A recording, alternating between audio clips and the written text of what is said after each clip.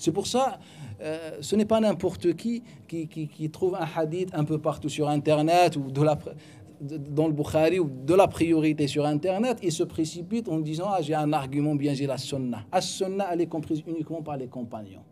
Elle est comprise uniquement par les compagnons. Et sachant que l'imam Bukhari, lorsqu'il parle il rapporte, il ne donne pas directement le signe que ce sont des hadiths abrogés, etc. Il rapporte. Au final, l'imam al-Bukhari et les Shafi'ites, lorsqu'ils rapportent, ils représentent son école, sa position. Les chapitres sont conformes à l'école Shafi'ite.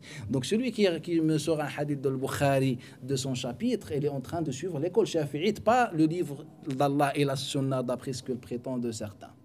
C'est l'imam al-Bukhari, ça veut dire l'école Shafi'ite. Et c'est pas moi qui a dit ça, qui dit ça. C'est l'imam Ibn Hajar al-Asqalani et l'imam Ibn Battal dans les commentaires aussi. L'imam al-Aini, les experts et les spécialistes de l'imam al-Bukhari. Comme par exemple de Abu Daoud, celui qui a Sunan Abu Daoud Sijistani. Celui qui prend son livre, les hadiths de son livre avec leurs chapitres, il est en train de suivre l'école Hanbalite. Il n'est pas en train de suivre, ou bien de suivre, comme il prétend, le Kitab wa Sunna. Il n'y a pas le Kitab wa Sunna. Il y a le Kitab wa Sunna d'après la compréhension des savants.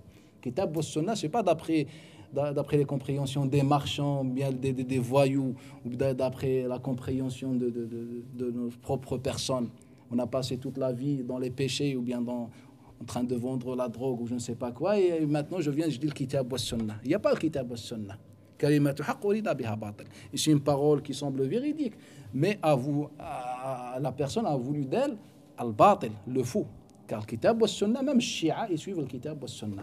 Demandez al-Kulayni, il te dit le Kitab wa Sunna. Ayat Allah Sistani, al-Khamina'i, il te dit le Kitab wa Sunna. À la lettre, le Kitab wa Sunna.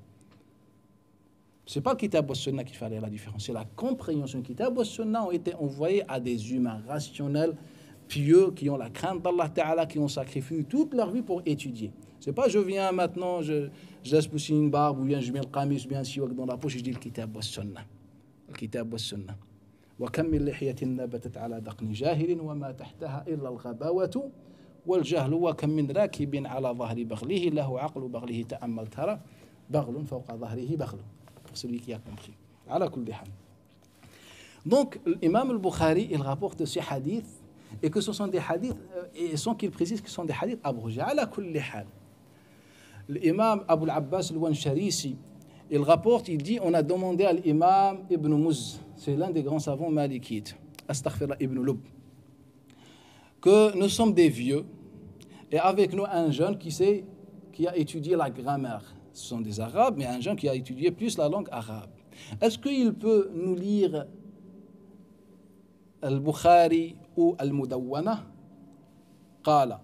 Ibn Lub a répondu, s'il vous lit Al-Bukhari ou Al-Mudawwana, sara fasiqa, il devient pervers. Pour quelle raison? Il est en train de lire Al-Bukhari, c'est l'authentique. Et naam. Car celui qui parle de la religion sans aucun savoir est considéré comme pervers. Et le Nabi sallallahu alayhi wa sallam nous dit Man fassara al-Qur'an bi ra'yihi, celui qui interprète le Coran al-Karim de sa propre personne, sa propre façon de voir les choses, ses convictions, sa connaissance, et il a raison, faqad akhta, il a un péché. Et s'il avait tort, il est mécréant.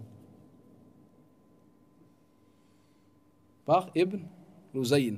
Et l'imam Ali Abdullah ibn Omar, il nous dit Man qala fi ad-din bi ra'yihi faqtuluhu, celui qui dit dans notre dîn avec sa raison, sa façon de voir les choses, faqtuluhu, tuez-le. Rapporté par l'imam Ali ibn Abi Hatim fi al-Ilal. Ala kulli hal, les paroles sont notoires. Il faut respecter l'islam. L'islam, il faut le respecter. Quand quelqu'un tombe malade, il respecte la médecine et les médecins. On va voir un spécialiste. On prend un rendez-vous et on galère pendant 2-3 mois en attente notre rendez-vous. Avec soumission. Et on vient à l'heure, on vient avant l'heure.